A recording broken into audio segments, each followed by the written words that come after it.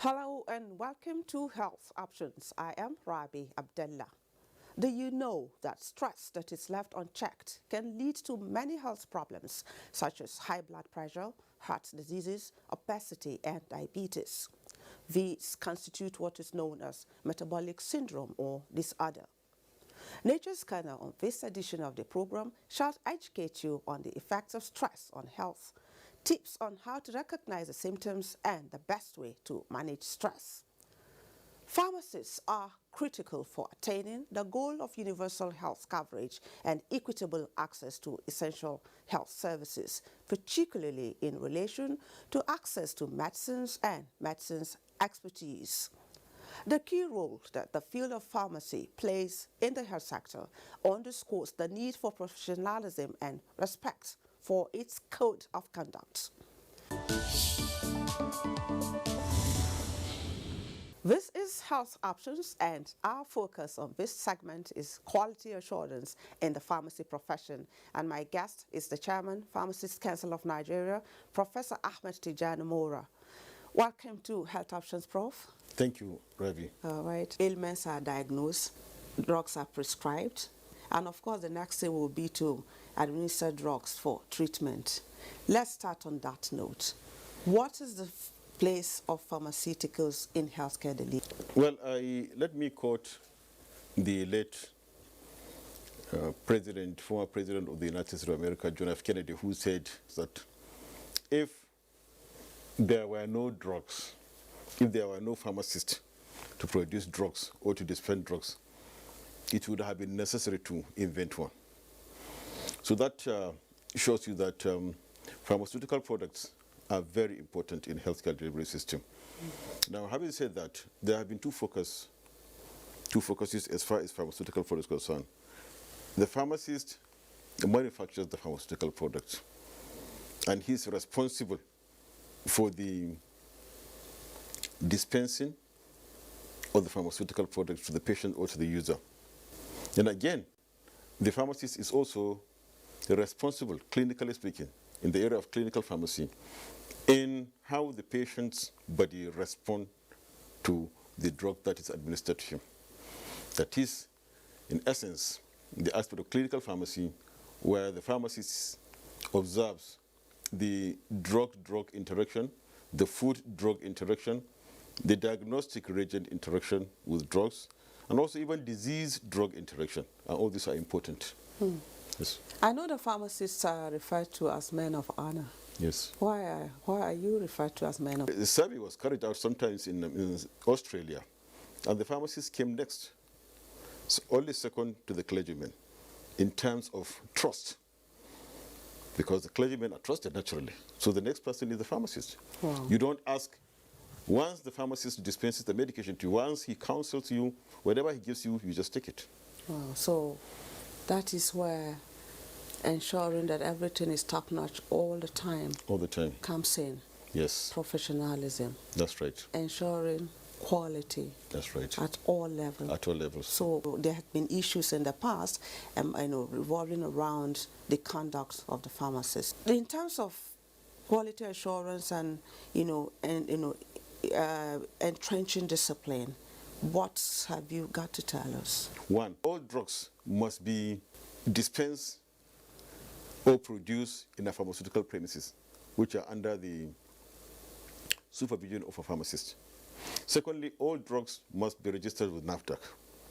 Thirdly, prescription drugs or narcotics, prescription drugs especially, can only be dispensed upon the presentation of a prescription signed by a doctor or a dentist. And narcotics and psychotropic substances can only be dispensed with using poison disposal register. And also, the drugs on the prescription cannot be dispensed to the patient or user beyond the quantities that has been prescribed by the doctor or dentist.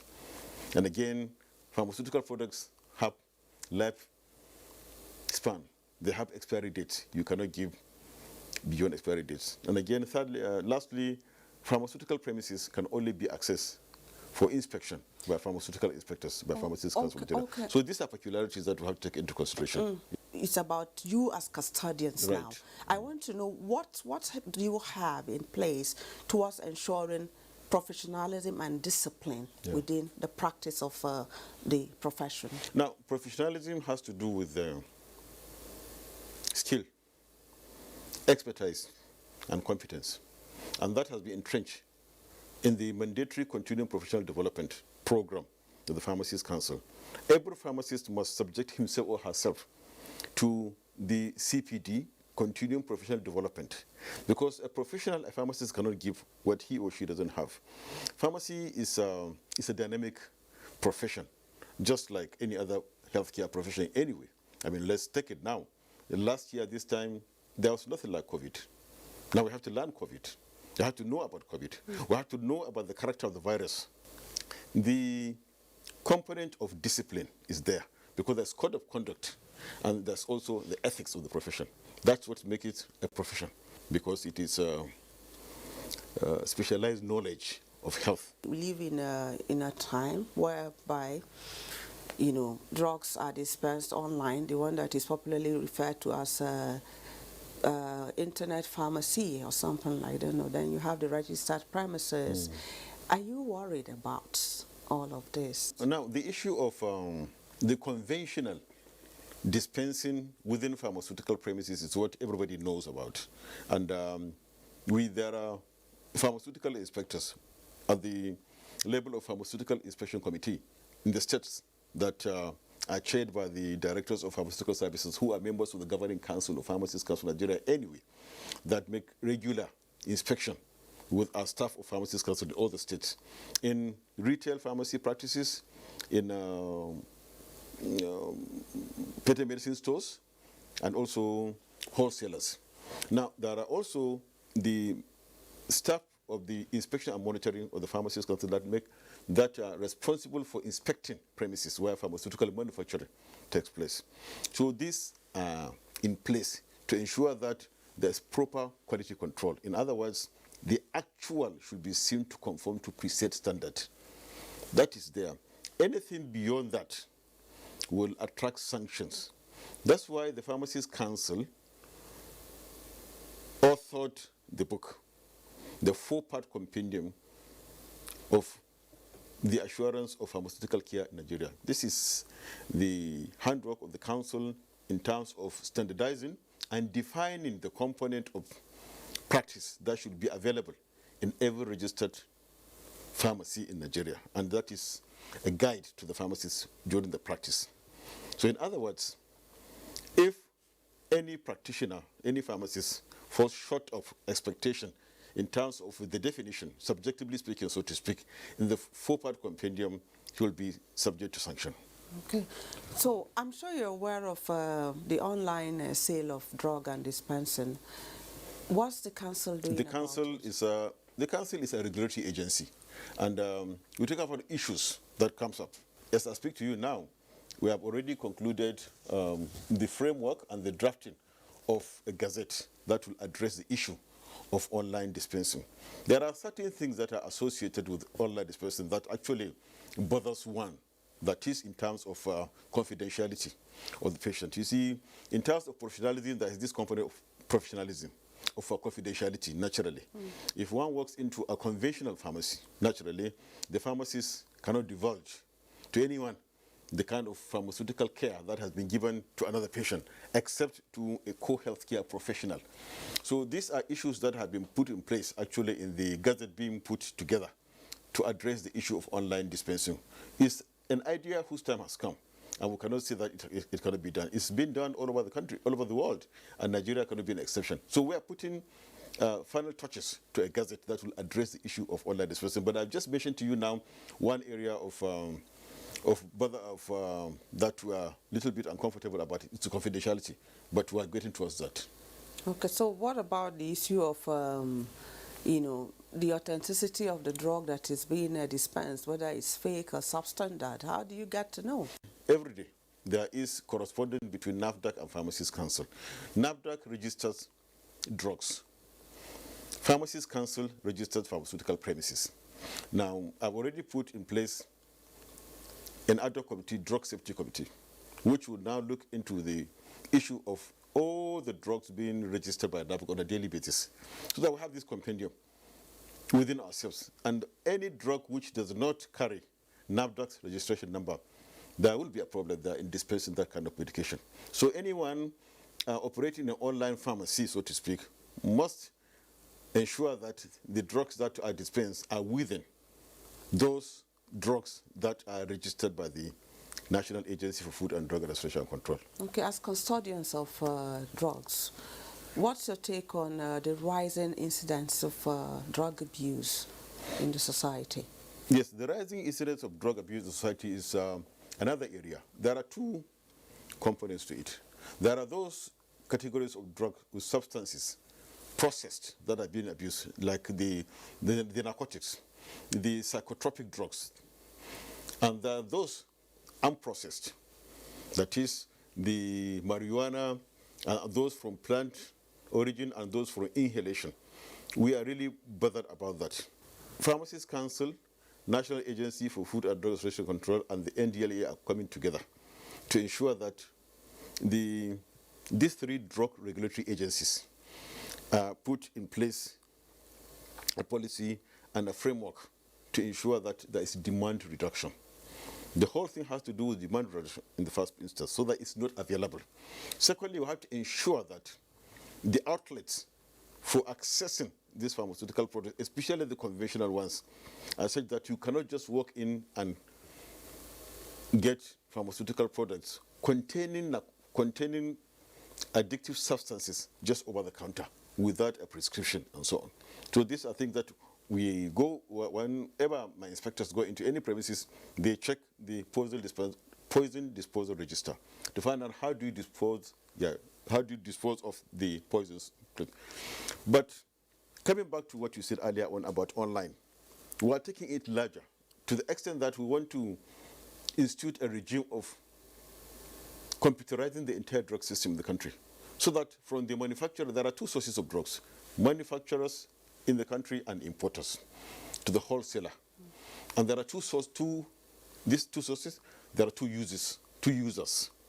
That is community pharmacy, where we retail, and also hospital pharmacy are also linked up with the chain, so that down the chain you can now trace any pharmaceutical product, especially if the formulation has been defective. You can make recalls immediately.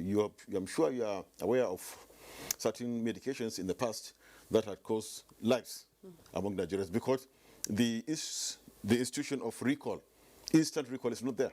But once that is in place, it will be easy. Any defective formulation can be recalled with ease.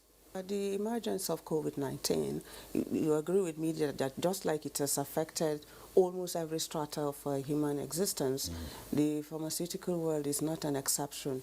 And the business of pharmacies, just received a boom, and everybody seems to be going into that business. At some point, I thought of setting up one, but you're welcome. No, that I want to me being a quack, but I was told that if I could get a professional, licensed pharmacist, could run a pharmacy for me. And you can do wholesale anyway. Okay, so how do you, because I know in the past you used to do a lot of enforcement a lot, you go around, how is that happening in this modern time? Well, actually, you have said something that is very critical to us. Actually, we have been trying to get across with the relevant bodies to ensure that we are up to it, because we want to ensure maximum inspection all over the country now, because we don't want people to take advantage of the emergency nature of the situation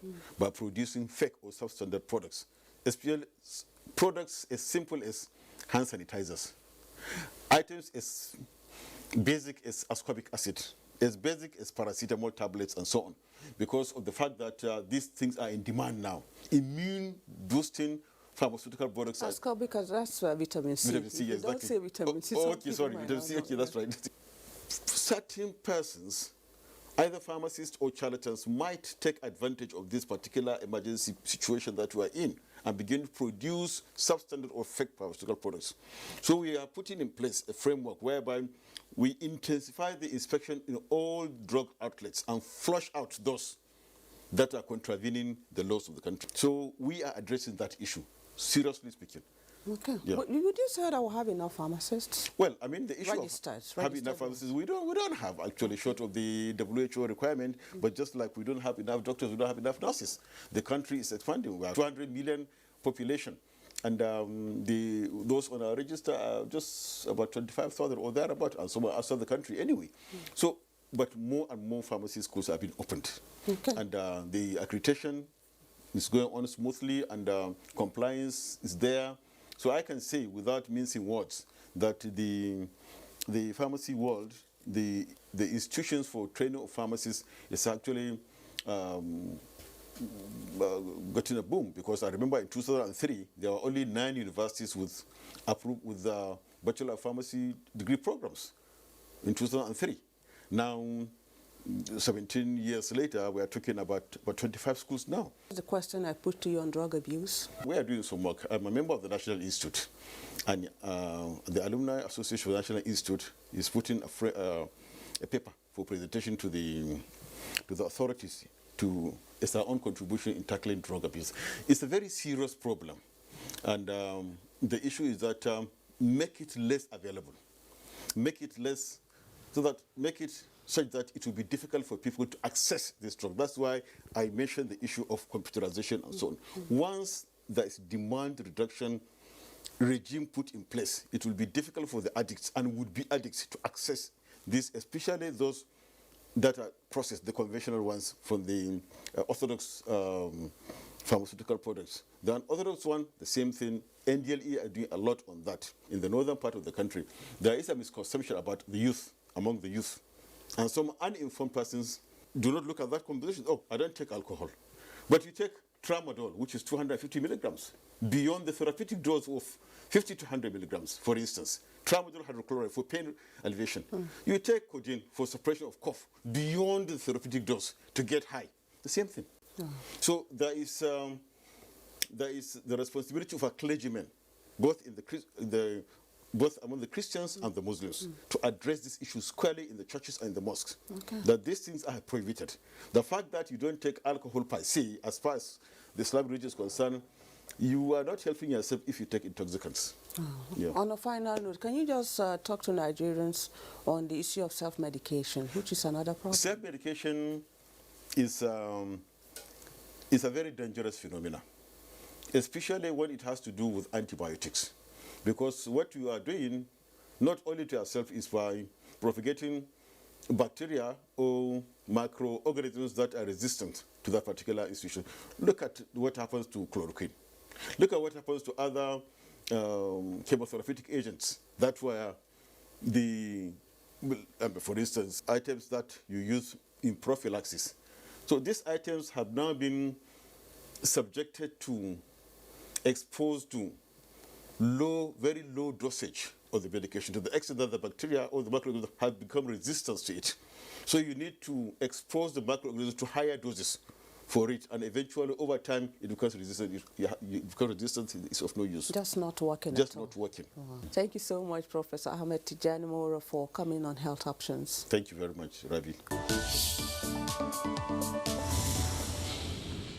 Stress symptoms can affect your body, thoughts, feelings, and behavior. Therefore, recognizing some of the common symptoms of stress can help you manage them better.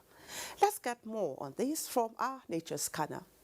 Stress actually is an unconscious, response of the body to pressure or the demand on the body.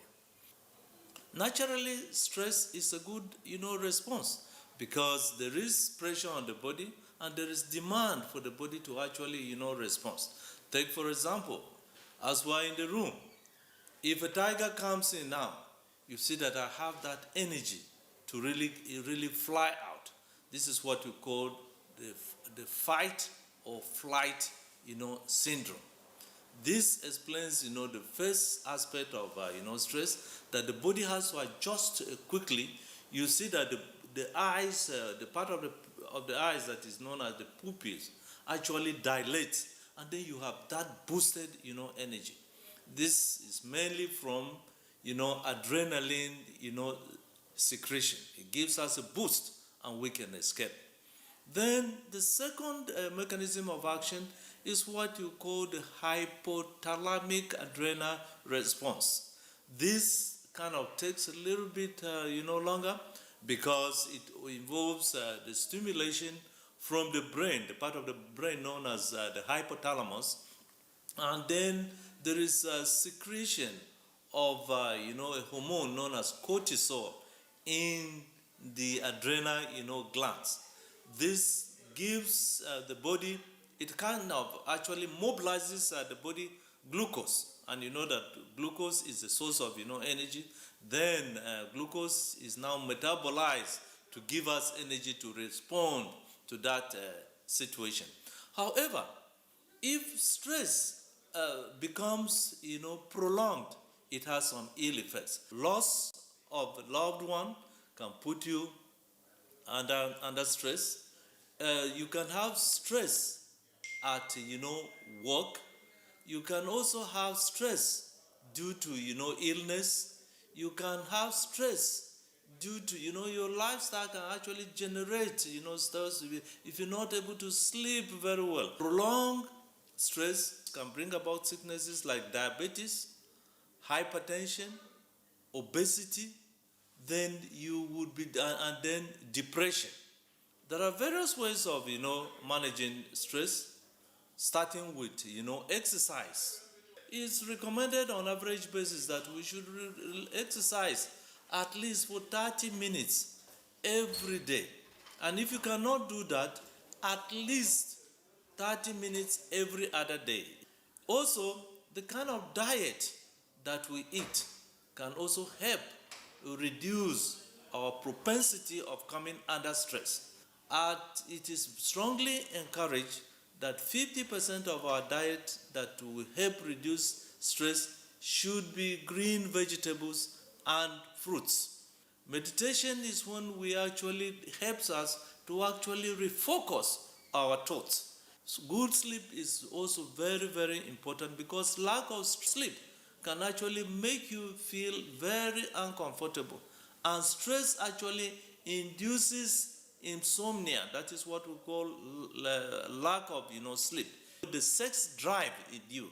And when I talk about sex drive, it's both men and women. Women and men who are stressed, they lose interest, in sex, or they cannot perform, optimally. A form of exercise that is very much encouraged is that raising of legs on the wall just before you go to bed. I do this 15 minutes before I go to bed. But the best time to go to bed is 10. So you see that from 9:30 you start getting yourself prepared, to go to bed. We're very much encouraged to be walking, barefooted, like in the evenings. You are encouraged, to walk outside, the house on bare ground. This encourages what we call grounding. That is, the negative charges from the ground actually comes into your body, and they're able to recharge you, and they're able to relax you. Meditation also helps with the repair of the DNA. There is a particular part of the DNA that actually, if it gets worn out by stress, it makes you age faster. You see that your skin becomes wrinkled. You should also be taking lots of water, at least 2 to 3 liters of water in a day. All this combined will really make you do very well. Somebody can say that, oh, I'm having headache. You're having headache because it's the stress that induces that headache. Rather than go ahead and be focusing on treating this with medication, and here again, don't get me wrong, I'm not saying that people should not be treated for diabetes and hypertension, but see what is the root cause of this? What is causing this? So you see that if you eliminate the root cause, which is, stress, you will live much of healthy life. And that's the size of our package on this week's episode of Health Options. Observing the safety protocols against COVID-19 ensures your safety and that of people around you. A quick reminder also that you can go to our YouTube channel to watch the upload of these and other episodes of the program. Email us for your comments and contributions at healthoptions@nta.gov.ng. My name is Rabi Abdullah. Thanks for watching. Hope to see you again.